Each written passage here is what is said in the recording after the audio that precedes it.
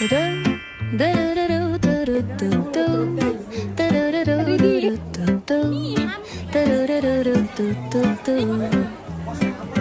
sun is shining bright like a colorful aurora.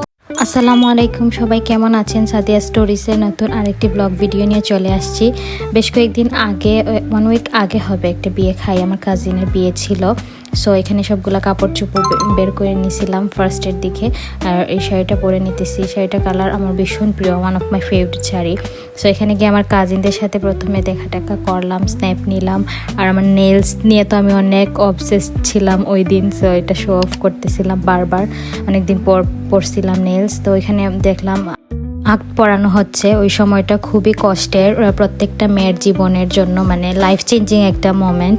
এরপরে আসলে আসল জীবন শুরু হয় মেয়েদের। তো ওইখানে একটা অপর পাশে একটা নিকা স্টেজ ছিল, বাট ওইখানে নিকা পড়ানো হয় নাই, যদিও বাচ্চারা মিলে ওইখানে প্লে করতেছিল।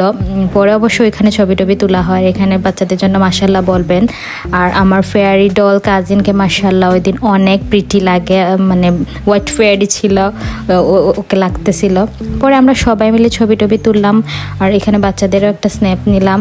আর খাওয়া দাওয়ার কোনো পার্ট নাই, আমি খাওয়া দাওয়ার কোনো ক্লিপ নেই বিয়ের ব্লগ তো শেয়ার করে আপনাদের সাথে, ঠিক আছে, বাট কোনো খাওয়ার কোনো স্ন্যাপ নিতে ভুলে যাই আমি। আসলে আমার ওই টাইমটাতে আর মনেই থাকে না যে একটা ভিডিও আমি ক্রিয়েট করতেছি।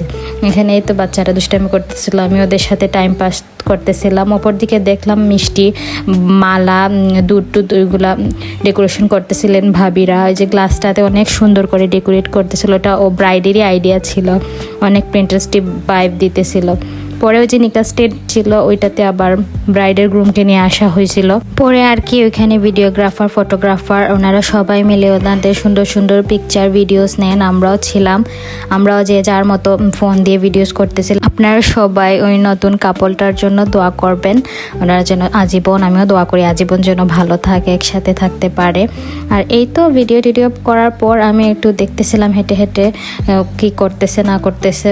পরে তো আরও আমরা ফান করতেছিলাম, হাসাহাসি করতেছিলাম। পরে আবার স্টেজে আনা হয় ব্রাইড গ্রুমকে, পিকচার তোলা হয়, কেক টেক কাটা হয়।